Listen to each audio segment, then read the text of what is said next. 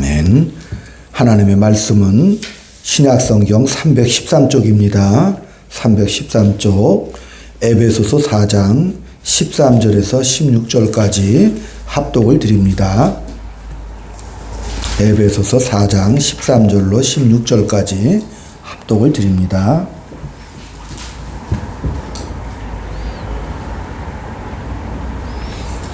시작. 우리가 다 하나님의 아들을 믿는 것과 아는 일에 하나가 되어 온전한 사람을 이루어 그리스도의 장성한 분량이 충만한 데까지 이르리니 이는 우리가 이제부터 어린아이가 되지 아니하여 사람의 속임수와 간사한 유혹에 빠져 온갖 교훈의 풍조에 밀려 요동하지 않게 하려 함이라. 오직 사랑 안에서 참된 것을 하여 범사에 그에까지 자랄지라. 그는 머리니 곧 그리스도라. 아멘. 아멘. 할렐루야. 아멘. 우리 인사 나눕니다. 주의 사랑으로 사랑합니다. 주의 사랑으로 사랑합니다. 성도님 덕분에 너무 행복합니다. 성도님 덕분에 너무 행복합니다. 예수님 나의 구주십니다. 예수님 나의 구주십니다. 하나님은 나의 아버지십니다. 하나님은 나의 아버지십니다. 하나님을 아버지라고 고백하는 그것은 은혜고 또 우리에게는 큰 복입니다. 우리가 살아가면서 이 은혜와 복을 받은 자들이 온전한 믿음으로 일평생 살아가기를 소망합니다. 성부 아버지 하나님께서 우리를 창세전에 택해 주시고 성자 예수님께서 이 땅에 오셔서 실행해 주셨지요. 십자가의 죽으심으로 피를 흘려서 대신하여 대속해 주셨고 이제 그것을 증거하고 증명하기 위해서 성령 하나님께서 끝까지 우리를 붙잡고 인도해 주신다는 사실을 믿으시기 바랍니다. 고린도전서 12장 3절에도 성령으로 아니하고는 예수를 주라고 할 수 없다라고 말씀하셨거든요. 그러니까 하나님의 그 약속과 그 언약을 믿으시고 나머지 삶이 성령 하나님의 인도하심이 있다는 놀라운 사실을 믿으실 때 우리 믿음이 흔들리지 않습니다. 이 믿음이 내 안에서 발원된 것이라면 나는 체념하고 흔들릴 수밖에 없잖아요. 내가 주체적인 열정과 헌신을 가지고 저 산에 진리가 있으니 내가 올라가겠다라고 가봐야 그것은 내 안의 열정이기 때문에 허망한 것이죠. 오직 믿음도 은혜요. 성령 하나님께서 은혜로 우리의 삶을 인도해 주신다는 사실을 믿을 때 우리는 흔들림이 없습니다. 지난 시간에도 우리 하나님께서 예수 그리스도를 이 땅에 보내시사 예수님께서 사단에게 시험을 받으셨어요. 돌로 떡을 만들으라고 시험할 때 우리 예수님은 하나님이 있다라고 말씀하셨거든요. 사단이 유혹하는 것은 하나님이 없다는 전제하에서 권세와 명예를 취하라고 세상의 그런 유혹으로 우리를 넘어뜨리려고 도전해 오지요. 사단이 우리에게 시험하는 것은 야, 세상에서 필요한 것은 권력이다. 근데 예수님의 답변은 뭐예요? 하나님이다 이렇게 답변하는 거죠. 오직 하나님께 경배하라. 하나님의 말씀대로 살아라. 그러니까 예수님은 하나님이 계시다 이렇게 답변하고 있죠. 오늘 본문에도 우리가 하나님을 믿는 것과 아는 일에 하나가 되라 이렇게 말씀하셨거든요. 그래서 온전한 사람을 이루어 그리스도의 장성한 분량이 충만한 데까지 이르는 것이 바로 우리의 지향점이 되는 거죠. 왜냐하면 우리는 이제 예수를 믿은 이후부터는 어리석어서는 안 되거든요. 무지해서도 안 됩니다. 이 세상에 그런 유혹과 시험이 닥쳐올 때 우리는 답을 가지고 있어야 합니다. 그러니까 이 세상이 하는 그 유혹과 거짓말과 어리석음이 뭐냐면 신이 있다면 신은 절대자인데 어떤 면에서 절대자냐? 권력과 명예를 주니까 절대자다. 내 힘으로 풀 수 없는 그런 문제들을 풀어주는 게 신이다. 그러니까 그 신에게 도와달라고 해라.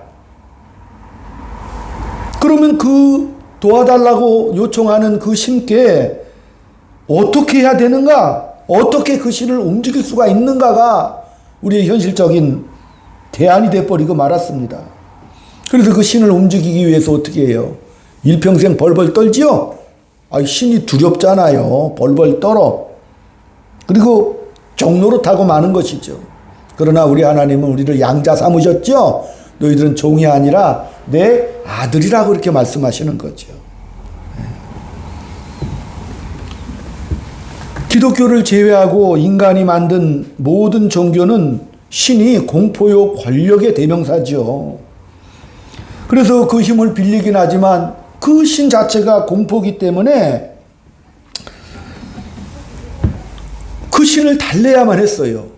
심지어 신정국가였던 유다의 왕 아하스가 주변 나라로부터 공격을 당하니까 워낙 다급하니까 왕이 자기 아들을 제물로 바쳐가지고 신을 달래려고 시도를 했다니까요. 이스라엘의 왕조차도 나라가 위기에 몰리고 자기의 왕권이 흔들릴 때는 자기 자식을 잡아서 잡는다는 건 번제로 죽인다는 거잖아요.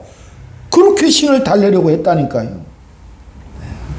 왕이라도 어쩔 수 없는 선택을 해버리고 마는 거죠. 그러나 만약에 그런 신이라면, 만약에 우리가 그런 신을 믿는다면 우리의 신앙 가치관이 헛된 거죠? 그렇잖아요. 성경에 보면은 창세기 22장에 하나님께서 아브라함을 시험코자 내 독자 아들 이삭을 바치라 이렇게 말씀을 하시는 장면이 나옵니다. 우리는 굉장히 놀라운 사건으로 보지만 그 당시 아브라함의 입장에서는 충격받을 것도 없어요. 왜? 그 당시 아브라함의 고향이 원래 갈대아 우르고 우상 섬기는 도시에서 하나님의 부름을 받고 나왔잖아요. 75세 부름을 받고 나왔다가 25년이 지날 때에 독자 이삭을 선물로 주셨거든요. 근데 하나님께서 이삭을 아브라함을 시험코자 바치라고 했을 때 아브라함은 이제 어떻게 해요? 충격받을 것도 없이 당연히 여겼어요. 왜? 그 당시 고대 근동의 그 인신 제사가 굉장히 유행을 했다고 그래요. 그래서 자기가 믿는 신에게 아들을 바치는 것은 우리는 지금으로서는 이상하지만 그 당시 시대 정신으로는 아주 당연하게 여겼다고 하는 거죠. 옛날에 그 아가멤논이라는 왕이 그 정복 전쟁에 나섰을 때 그 당시 바다의 신이었던 아르케네스 여신이죠. 그 바람이 부니까 풍랑이니까 배가 갈 수가 없어요. 그러니까 그 딸을 제물로 바쳐서 바람의 신을 잠재우고 무사하게 전진을 했다는 그런 기록들이 나옵니다. 그러니까 콘스탄티누스 대대가 313년에 기독교를 공인하고 동시에 이제 제국 영향하에 있는 모든 나라들은 인신 제사를 금한다라고 했으니까 3세기 이전까지만 해도 인신 제사 있죠. 인신 번제 이런 공양 자체가 굉장히 실제적으로 많이 일어났다고 합니다.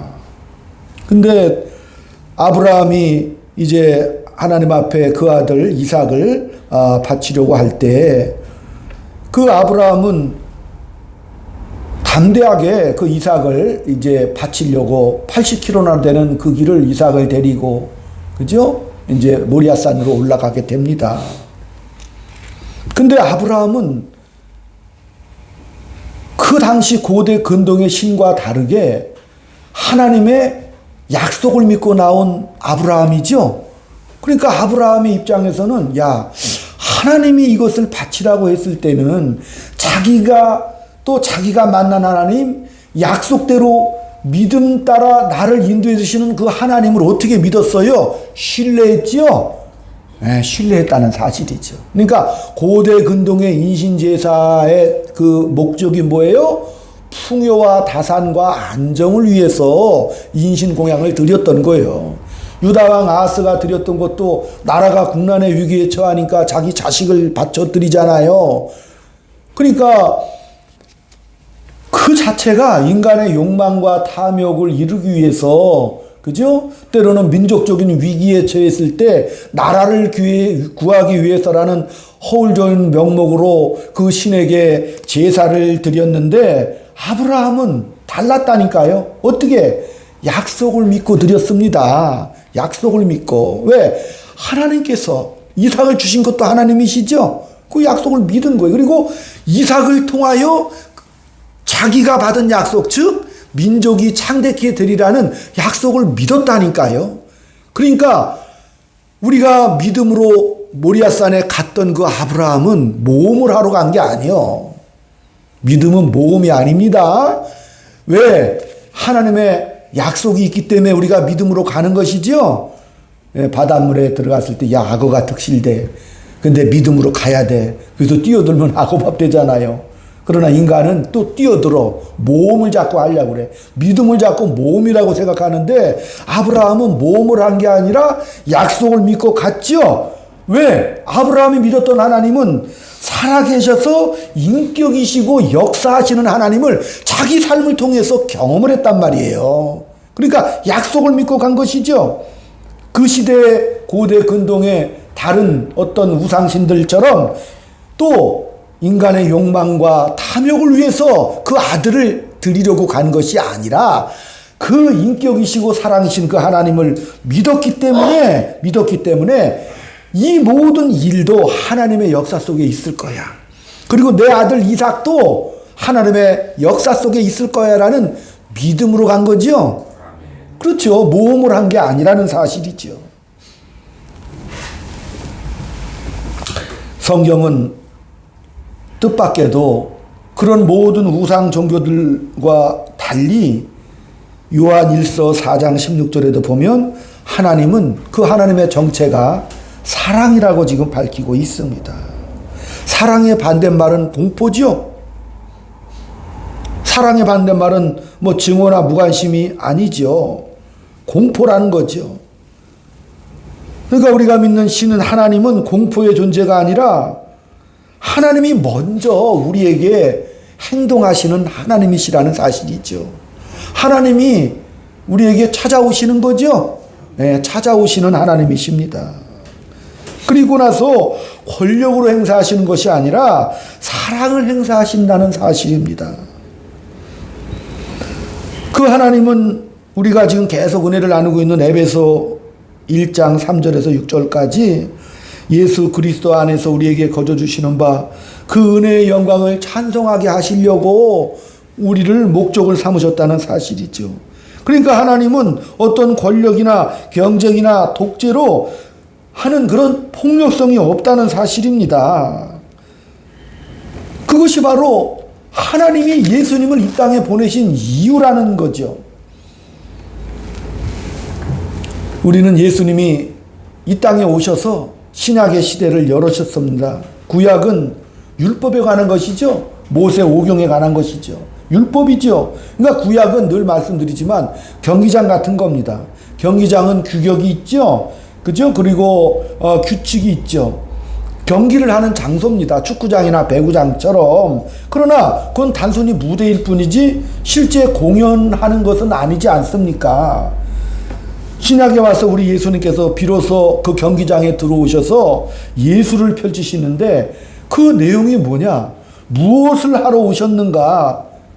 무엇하러 오셨죠, 예수님이? 이 땅에 오셔서 공연하신다고 그랬잖아요. 무엇하러 오신 거예요? 따라합시다. 사랑하러 오셨다. 그러니까 이것은 하나님이 우리를 사랑하신다는 것을 보여주기 위해서 몸을 입고 오신 놀라운 사건입니다. 우리가 지난번에도 산상의 팔복을 우리가 같이 은혜를 나눴는데 이 팔복은 인간이 가져야 하는 덕목이 아니라 상대를 위한 덕목으로 제시되고 있다는 사실입니다. 심령이 가난하고 애통하고 마음이 청결하고 예절이고 목마르고 을을 위하여 핍박을 받고 이 모든 하나님이 우리에게 베푸시는 것은 도덕이나 윤리를 만드는 게 아니라 상대방의 처지에 섰을 때 어떤 처지? 하나님을 사랑하는 자는 이웃을 사랑해야 된다라고 말씀하시는 거예요. 그 모든 팔복의 내용들이 하나님을 사랑한다면 이웃을 사랑해라. 만약에 이웃을 사랑하지 못하고 하나님을 사랑한다고 하면은 그것은 거짓말이다. 그렇기 때문에 우리는 그 하나님의 사랑을 이웃 사랑으로 나타내야 되는데, 우리 이웃은 사실은 우리 이웃의 모든 세상의 그 가치관 체계가 폭력이고 경쟁이고 권세지요. 요번에도 총선을 앞에 두고 있지만 여러 가지 이합 집산과 여러 가지 많은 방향성이 많이 각자의 목표를 위해서 합종 분열하고 있지 않습니까? 왜? 어떻게 하든지 그 이웃을 잡아야 되고 상대를 넘어뜨려야 하죠. 뺏어야만 채우는 생존 경쟁과 약육 강식 때문에 그래서 승부를 내야 되는 거예요. 승부를 내야 돼. 그러나 하나님은 우리에게 그렇게 말씀하지 않습니다. 너희들은 나의 형상으로 만든 그런 복된 존재다. 그렇기 때문에 내가 만든 존재이기 때문에 나의 성품과 또 내가 바라는 그 내용을 가져야 한다. 아멘? 그걸 가지라고 말씀하시는 거예요. 그래서 이 땅에 우주를 만드시고 역사와 우리 인생을 허락하셔서 그 인생 흐르는 인생 속에서 그것을 요구하고 계신다니까요. 내 형상으로 만든 내 자녀들아, 나의 성품을 가지고 내가 바라는 그 내용물을 가득 채우고 오라고 우리에게 주어진 인생, 그것을 통해서 그리스도의 장성한 분량에까지 이르라고 말씀하시는 것이죠. 그 장성한 분량에 이르도록 누가 도와주신다고 그랬어요? 성령이 도와주시는 것이죠. 그리고 이 믿음이 장성한 분량에 이르는 이 과정이 나의 정열과 나의 주체적인 열정으로 이루어지는 게 아니라니까요. 오직 성령 하나님을 의지할 때 그것이 이루어지는 것이죠. 성령 하나님의 도움 없이도 내가 내 마음대로 성품을 발휘할 수 있는 것도 사실이에요. 내 신념과 의지를 가지고 내 마음대로 가도 된다니까요. 선악과 따먹은 그 인간은 선악을 알게 돼서 자기가 모든 인생의 주체라고 믿기 때문에 자기 신념으로, 종교도 마찬가지죠. 저 산의 진리가 이제 내가 쟁취하려고 한다니까요. 그건 기독교 아니죠. 제가 늘 말씀드리지만 내가 내 힘으로 얻는 것은 기독교가 아니라니까요. 오직 하나님의 은혜로 되어지는 것이죠. 성령 하나님께서 내 마음을 새롭게 하셔서 하나님의 말씀을 깨닫게 하시고 이 말씀의 뜻을 잘 분별해서, 야, 이게 하나님의 뜻이구나. 이 하나님의 뜻대로 이 세상에 나가서 부딪히잖아요. 우리가 공격수라면 상대방 수비도 만만치 않잖아요. 근데 그때 어떻게 하라고 그랬어요? 신의 성품을 가지고 대처하라고 그랬죠. 근데 우리는 실존주의가 익숙해져서 눈앞에 닥치는 현실을 딱 부딪히게 되면은 신앙을 유보해 버린다니까. 그거 빼버리고 같이 싸운다니까요. 그러지 말으라고 그랬죠. 너희들은 빛과 소금인데 어둠은 몰라요. 세상은 모른다니까. 우리밖에 답이 없기 때문에 우리는 하나님의 말씀대로 살아가야 하는 것이죠. 예, 그것이 우리의 원리입니다. 그렇기 때문에 우리는 기독교를 잘 이해하기 위해서 구원론을 먼저 이해를 해야 됩니다. 우리가 인생이 타락하여, 아담이 타락하여 하나님을 배반하고 죄와 사망에 빠진 우리를 불쌍히 여기셔서 그 아들을 보내셔서 십자가의 피를 흘리고 우리를 값주고 사셨다. 그래서 내가 오늘 죽어도 나는 천국 간다라는 믿음이 보편적인 것이고 당당한 고백이지요. 예? 그러나 이 구원론은 소극적이라니까요. 부정적이에요. 왜? 그냥 죄 안 짓고 사는 것이 우리의 목표라니까요. 소극적이죠. 죄 안 짓고 살면 되지 뭐. 나중에 천국 가니까 감사함으로 가지 뭐. 형별도 지옥 형별도 면하고 가니까 너무 감사하지요. 그 지옥 형별 면하게 이 땅에서 살아가는 것이 목표가 돼버리고 말았어요. 그러니까 하나님의 의지나 하나님이 나에게 어떤 존재가 되기를 원하시는지를 잊어버리고 산다니까요. 내가 죄사함 받고 벌함 받고 영원한 생명으로 가는 것이 우리의 목표다. 그러나 오늘 본문은 뭐라고 그랬어요? 아니라 그랬죠. 그리스도의 장성한 분량에까지 이르도록 충만한 백성이 되어야 된다라고 이것을 말씀하시는 것이죠. 그것은 그 재료가 뭐예요? 사랑 안에서 그렇게 하라고 말씀하시는 거예요. 이거 명령이죠. 거부할 수 없어요. 우리는 자꾸 세상과 타협하려고 하잖아요. 빼버린다니까. 기독교에서 십자가의 사랑 빼려고 하면은 기독교 아니죠.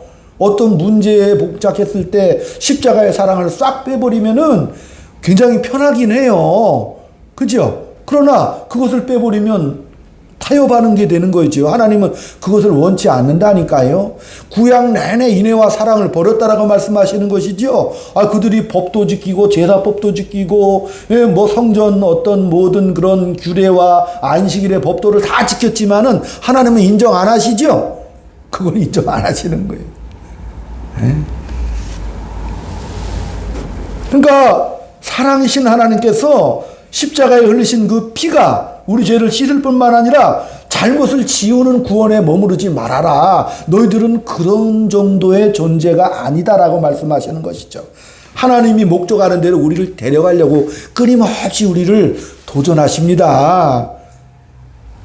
아멘 역시 안 하시. 박 지사님 아멘 안 하시. 그러니까 우리를 어디로 데려가려고 그러는 거예요? 하나님의 자녀로서의 당당한 신분의 삶을 살라고 우리를 데려가시는 것이죠. 그러니까 우리를 잊으면 안 돼. 하나님의 형상대로 지음받았다는 것을 잊으면 안 되고 하나님 우리를 찾으러 오셨어요. 찾아오셔서 우리를 그런 존재가 되기 위해서 우리를 만드신다니까요. 예? 나를 위해 죽으셨어. 그 말이 뭐예요? 내가 있는 자리까지 찾아오셨어요. 왜 찾아오셨어요? 찾아오셔도 그냥 끝나는 게 아니야. 악수하고 끝나는 게 아니라 우리 예수님도 이 땅에서 십자가에 죽으시고 자리 서라 그러고 가셨을 뿐만 아니라 부활하시고 보좌 우편에서 우리를 위해서 기도하시죠. 그리고 나서 이제 성령님을 또 보내시죠. 그래서 끝까지 인도해 주시잖아요. 거기까지라니까요. 십자가와 부활 그리고 승천하시고 영원토록 떠나시면서 뭐라 그랬어요? 내가 영원토록 너희들과 함께 할 거다라고 임마누엘의 약속을 해주시고 가셨잖아요. 예? 구약에서도 우리 하나님께서 등장하셔서 이스라엘 백성들에게 뭐라고 말해요? 자기 소개를 뭐라 해요? 나는 너의 조상의 하나님, 아브라함의 하나님, 이삭의 하나님, 야곱의 하나님이다. 또 뭐라 그랬어요? 두 번째, 나는 너희를 종된 애굽에서 구원해낸 여호와로다. 이렇게 자신을 나타내시지요. 그러니까 애굽에서 꺼냈는데 꺼낸 목적이 있죠. 어디로 데려가려고 꺼냈잖아요.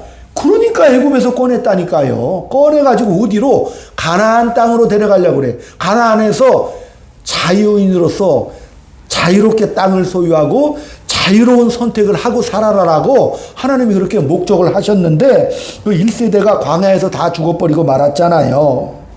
예? 그러니까 히브리서에서도 뭐라 그랬어? 너희는 그런 역사를 보면서 그렇게 살면 안 된다라고 이렇게 말씀하시는 겁니다. 너희는 어디까지? 가나안까지 가라. 너희는 지금 어디까지? 장성한 분량까지 가라 하면 그렇게 말씀하시는 거예요. 그러니까 충만이란 하나님의 그 은혜로 말미암아 하나님의 자녀라는 명예와 영광의 자리까지 커가는 겁니다. 그게 성경의 구원론이라니까요. 죄사함 받고 천국 가는 것으로 끝나서 그렇게 구원하신 것이 아니라 이제는 뭐에 더 훨씬 더 적극적이고 긍정적으로 가야 되겠죠. 그러니까 우리가 당당해져야 되는 거예요. 로마서 3장 23절에도 보면 죄를 지어서 하나님의 영광에 이르지 못했다라고 말했어요. 죄를 지어서 지옥 갔다가 아니라 죄를 지어서 어떻게 했다? 하나님의 영광에 이르지 못했다라고 말씀하시죠. 영광에 이르기 위해서는 일단은 애굽에서 꺼내야 하잖아요. 일단 죄에서 꺼내야 되는 거죠. 꺼냈으면 가야지요. 어디로? 영광으로 가길 원한다니까요. 가려면 우리 인생도 마찬가지죠. 유치원 지나 초중고 거치죠. 계속 항진하죠. 대학 가죠. 그 다음에 결혼하죠. 그 다음에 자녀 키우는 과정을 걷고 늙고 죽고 그 모든 인간의 인생의 전 과정을 거쳐야 하듯이 그죠? 우리 예수님도 이 땅에 육신을 얻고 오셨죠. 메시아직을 수행하셨죠. 어떻게? 여자의 몸에서 성령으로 잉태하시고 나이 30까지 목수 일하시고 3년 반 공생에 살으셨죠. 그리고 어떻게 해요? 예? 그리고 오해받고 조롱당하고 십자가에서 피 흘려 돌아가셨죠. 그죠? 그렇게 가는 거라니까요. 히브리서 5장 8절에도 아들이라도 그가 받으신 고난으로 순종케 되어 온전하게 되었다라고 말씀하십니다. 그가 왜 하나님이시고 하나님의 아들이신데 왜 그런 과정을 겪어야 했는가? 예수님이 무슨 하나님으로서부터 자격이 좀 부족하기 때문에 그런 과정을 겪어야 됐는가? 설마 하나님이 그런 과정을 겪어야 된다라고 생각하는 사람은 없을 거 아니에요. 예수님은 하나님으로 충분하신 하나님이시죠? 그때 그런 과정이 필요 없겠죠. 그것은 왜 그러겠어요? 우리를 사랑하기 때문에 겪으신 거죠? 아멘. 저는 이 사실을 늘 이 복음에 대한 것을 알 때마다 가슴이 막 웅장해지고 막 몸이 떨려와. 우리를 사랑하시기 때문에 하나님께서 아들이실지라도 그 길을 걸어가셨다니까요. 전 인생의 길을 걸어가셨죠. 예. 신이 자신 없으면 오지도 않으셔. 죽음으로 사망으로 말미암아 죄와 사망으로 빠진 우리들에게 자신 있으시니까 이 땅에 자신 있게 오셨어요. 왜? 오셔서 이제 뭘 하셔야 돼? 죽음을 넘으셔야 되죠? 당당하게 그 죽음을 넘으셨어요. 왜? 자녀를 사랑하는 아비의 심정을 가지고 있었기 때문에 자식을 위해서라면 죽을 수 있죠. 그런 각오로 이 땅에 오셨다니까. 나를 만드시고 이제는 나를 사랑한다라는 그 선언으로 말미암아 이 땅에서 실행하러 오셨지요. 죽음조차도 부둥켜 안았어요. 누구를 위해서? 저와 여러분을 위해서 죽음도 안으시고 죽음을 깨버리시죠. 하나님이 실제로 증명을 하셨다는 사실입니다. 그러니까 우리가 쉽게 믿으면 안 돼요. 예수를. 아멘. 쉽고 그냥 예수 믿고 죄사함 받고 천국 가면 끝이네. 그거 아니라고 쉽게 믿으면 안 돼요. 그죠? 하나님의 뜻과 의지가 있다는 사실을 우리가 알고 가야 되는 거죠. 그러니까 이 땅에서는 뭐예요? 이 땅에서는 정말 빛과 소금으로 우리가 녹아들고 빛을 발하면서 살아가야 될 우리의 어떤 특명이 있다는 사실입니다. 그걸 뭐라 그러죠? 실력화된다고 하는 거예요. 예수 믿는 실력이 있으면 원수 안 만들죠? 손해볼 각오 있죠? 예수 영광 때문에 손해볼 각오 있잖아요. 그 실력이라니까요. 겸손하고 온유한 것도 실력이잖아요. 자기 존재와 신분을 알면 실력이 생기는 거죠.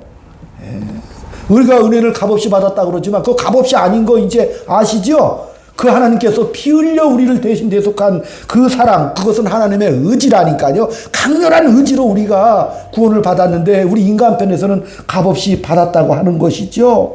그러니까 이 세상에 살아가면서 현실 조건 속에 자격, 조건 그런 것을 다 무시하시고 이 땅에 들어오셨어요. 그죠? 그래서 우리를 그의 피로써 우리를 사랑하셨다는 것이죠. 피로서 세운 믿음이라니까요. 이 믿음은 피로서 세운 믿음이죠. 그 피를 믿기 때문에 우리가 믿음이라는 것이고, 믿음은 신뢰라고 그랬잖아요. 자격 조건을 넘어서는 어떤 관계가 있으면 신뢰하면 되는 거죠. 아니 아무것도 모르는데 나를 믿어 이렇게 할 수는 없잖아요. 그죠? 부부 사이에도 당신 날 믿지? 그건 지나온 날들이 있기 때문에 믿는 거죠. 아무것도 모르는데 믿으라고 하면 사기꾼이잖아요. 근데 우리 하나님은 피로써 우리에게 믿음이라는 새로운 체계를 허락해 주셨어요. 하나님의 아들이 우리 위하여 찾아와 피를 흘려 주셨죠. 이것은 얼마나 깊고 처절한 하나님의 진심이겠어요. 그렇지 않겠습니까? 그만한 가치가 있기 때문에 하신 것이죠. 하나님은 그 아들 예수를 이 땅에 보내서 죽이기까지 그 정도로 우리가 가치가 있기 때문에 피로써 맺은 언약이죠. 그러니까 피가 맺은 언약은 혈연 관계를 연상시키잖아요. 그러니까 우리가 하나님은 누구라고 불러요? 예수님이 오셔서 야 하나님 보고 이제 아버지라고 해. 오셨으니까 아멘. 예수님이 오셨으니까 아버지라고 선언해버리잖아요. 피로써 맺은 약속이다. 아버지라고 해라. 아버지한테 구하면 아버지가 떡을 달라 그러면 뱀줄 아버지가 어디서 그렇게 말씀하시는 이유가 있잖아요. 너는 내 자식이다. 아버지와 자식 관계 속에 이 관계를 깰 자가 누구냐? 하나님이 그런 우리를 사랑하는 의지를 갖는 이유가 다시 말씀드리면 그 자식을 잊을 수가 없기 때문이시라는 것을 알게 되시기를 축원드립니다. 내가 네 대신 죽으면 죽었지 너희를 이 꼴로 놔둘 수 없다가 하나님의 의지입니다. 그 이야기가 성경의 사랑의 이야기라니까요. 그 이야기죠. 네. 그렇기 때문에 에베소서 5장 1절과 2절 찾아봅니다. 한 장 넘기셔서 다 같이 1절과 2절. 자, 시작. 그러므로 사랑을 받은 자녀같이 너희는 하나님을 본받는 자가 되고 그리스도께서 너희를 사랑하신 것 같이 너희도 사랑 가운데서 행하라.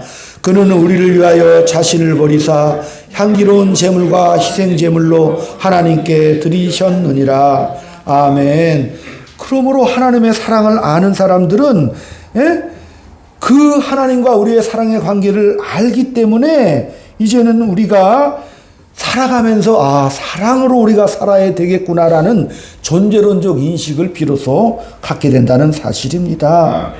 그러니까 하나님 앞에서 우리가 영광의 자녀로 살아갈 때 그것은 권력적이고 폭력적이 아니라는 것을 우리가 알고, 그죠? 세상에서 영광을 드린다. 이것은 승자에게만 주어지는 거죠. 가진 자에게 영광이 있으라 이렇게 말하잖아요. 명예가 있으라.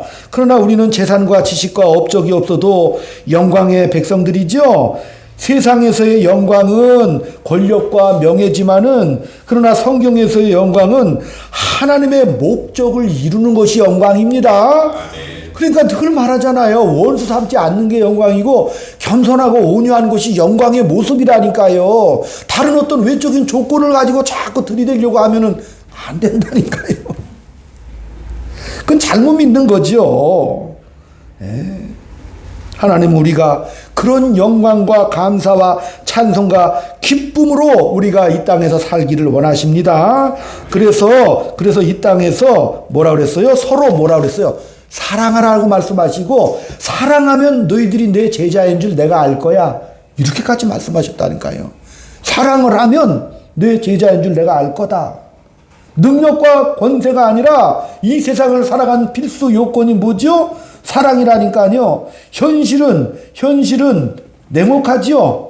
그죠? 현실은 우리가 생각하는 것보다 더 간교하고 더 치명적으로 유혹을 합니다. 그러나 우리는 그 현실에 대해서 사랑으로 가는 겁니다. 사랑이라는 게 뭐예요? 따라합시다. 아무도 해치지 않는 마음. 그죠? 보복하지 않는 거죠? 원수를 만들지 않아야 되는 것이 하나님의 뜻이죠? 사랑이기 때문에 그러는 것이죠. 그러니까 우리가 이런 것을 장착을 하게 되면 우리가 달라져야 하는 거예요. 달라져야 돼요. 우리가 말로나 입술로 우리 주변 사람들에게 아무리 말을 해도 야, 너 예수 잘 믿어 천국 가. 너나 가라고 말하잖아요. 왜? 자기 행실은 그렇게 하나님의 사랑을 머금은 사람처럼 하지도 않으면서 말로나 입술로만 떠들면은 그냥 너나 가라고 해버리잖아요.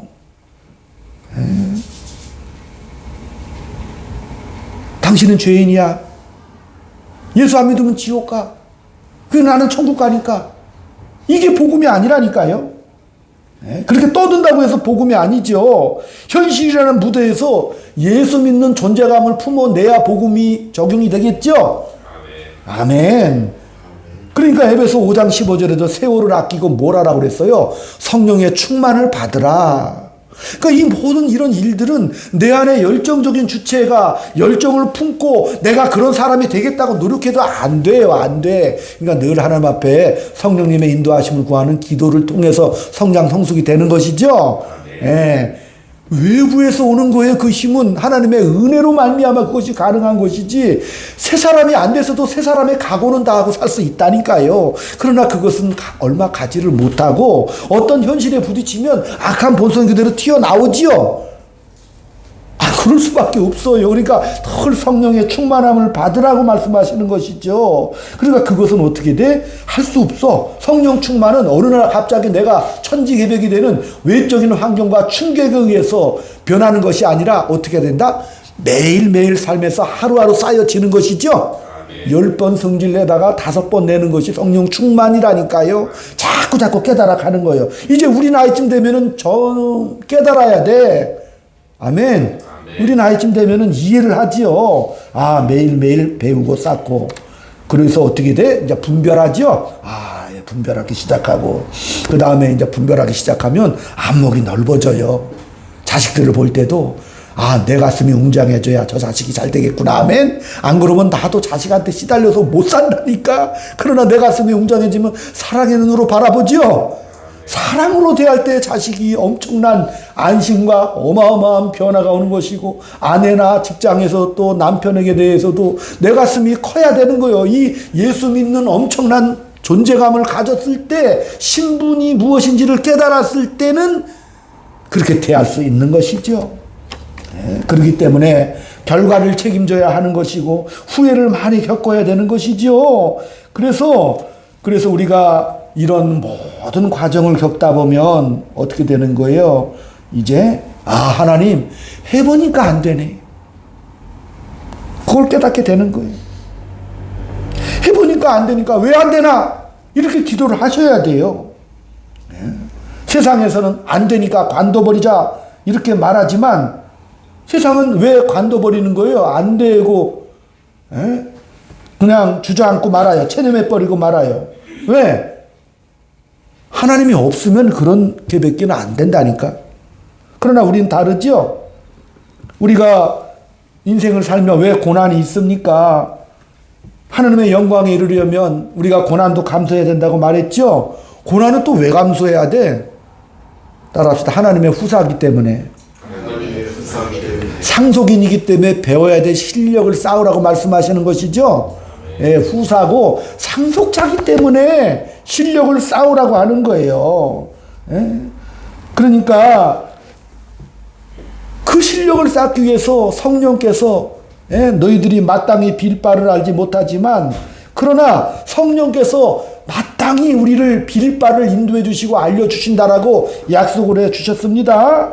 그렇기 때문에 믿으셔야 돼. 하나님이 내 편이 되시면 우리가 무엇인들 못하겠어요. 아브라함이 이삭을 드릴 때도 나를 통한 하나님의 섭리를 믿었고 이삭에게도 하나님의 섭리가 있다는 것을 믿었기 때문에 그 모진 오해와 그 당시 아브라함이 이삭을 바치러 갈 때 주변 사람들이 야, 저 심도 역시 아들 바치라고 하는구나 하는 조롱을 받았겠지요. 그러나 아브라함은 어떻게 했어요? 믿고 갔죠? 약속을 믿었기 때문에. 하나님의 창조 경륜과 섭리를 믿었기 때문에 간 것이죠. 다시 말하면 지금까지 나와 함께 하신 하나님이 내 편을 들어주신다니. 나는 이제부터는 뭐예요? 하나님의 사랑으로 내가 이 삶을 살아가리라. 세상에서는 끝장났다고 말하지만은 그러나 우리는 포기하지 않습니다. 우리는 어떻게 해요? 포기하지 않고 오늘도 내일도 한 주간도 신앙으로 커야 합니다. 매일매일 세상의 도전 앞에서 우리는 경기를 하는 겁니다. 경기를 합니다. 세상은 아웃라인이 없어, 인라인도 없어, 마구잡이로 뛰죠. 그러나 우리는 뭐가 있어요? 네트가 있죠. 네트가 있잖아요. 라인이 있죠. 그 속에서 경기를 해야 되죠. 그 라인과 네트는 뭐예요? 사랑의 네트죠. 이거 우리가 부인할 수가 없습니다. 그죠? 우리는 부인할 수 없어요. 주님, 우리가 실력이 없을 때 주님은 어떻게 하셨습니까? 그래서 늘 말씀을 보는 것이죠. 우리 예수님도 어떻게 했어요? 우리에게 신으로서 해야 할 지위와 품격을 확인시키기 위해서 십자가를 지셨죠. 그래서 우리에게 신의 자식이라는 이름에 걸맞는 그런 자리 앞에 우리와 함께 하신다는 사실입니다. 그러므로 하나님의 은혜로 말미암아 이 세상 속에서 거짓과 세상 폭력 속에 헛된 인생 살지 마시고 풍성한 그리스도의 장성한 분량에 이르기까지 복된 한 주간 되시기를 주의 이름으로 축원드립니다. 아멘. 기도합니다. 아버지 하나님, 하나님의 자녀로 성령으로 충만해서 날마다 영광과 감사와 찬송과 기쁨의 삶을 살아갈 수 있도록 주님 인도하여 주시옵소서. 우리에게는 너무나도 놀라운 운명과 지위와 현실을 우리에게 주셨다는 사실을 믿습니다. 그러나 우리가 막상 살아보니 늘 패자고 자책하며 이 부딪히는 현실 속에 저희들이 살고 있습니다. 이 현실을 살 때 우리가 권력의 주님,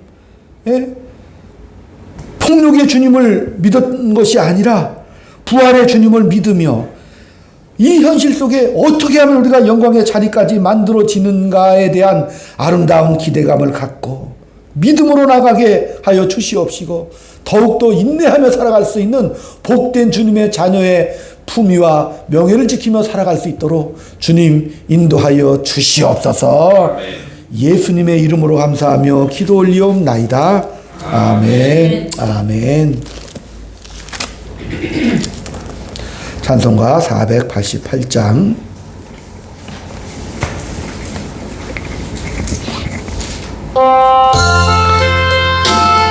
마지막 절은 일어나서 드립니다. 이 몸의 소망 무언가 우리 주 예수 뿐일세. 우리 주 예수 밖에는 믿으리 아주 없도다. 나의 반석이시니 그 위에 내가 서리라. 그 위에 내가 서리라. 무섭게 바람 부는 밤 물결이 높이 설렐 때 우리 주 크신 은혜의 소망에 닿을 줄이라. 나의 반석이시니 그 위에 내가 서리라. 그 위에 내가 서리라. 세상에 믿던 모든 것 끊어질 그날 되어도 구주의 언약 믿사와 내 소망 더욱 크리라. 나의 반석이시니 그 위에 내가 서리라. 그 위에 내가 서리라. 바라던 천국 올라가 하나님 앞에 배울 때 구주의 은혜 힘입어 어여치 바로 소리 일어나서 드립니다. 나의 반석이시니 그 위에 내가 서리라. 그 위에 내가 서리라. 사랑의 아버지 하나님, 오늘 주님 앞에 귀한 힘을 구별해서 드리고 이런저런 모양과 제목을 가지고 주님 앞에 드린 귀한 힘을 기뻐 받아 주시사 이 땅 인생 살아가는 동안에 그리스도의 장성함을 향해 이르는 감사와 기쁨과 찬양의 복된 예물이 되게 주여 붙잡아 주시옵시고 한 주간의 삶을 붙잡아 주셔서 늘 주 말씀대로 사랑으로 승리하는 복된 나날 될 수 있도록 주여 붙잡아 주시옵소서.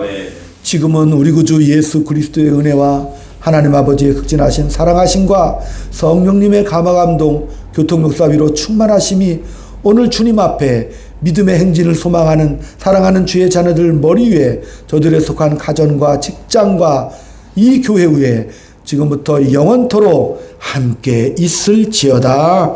아멘. 아멘.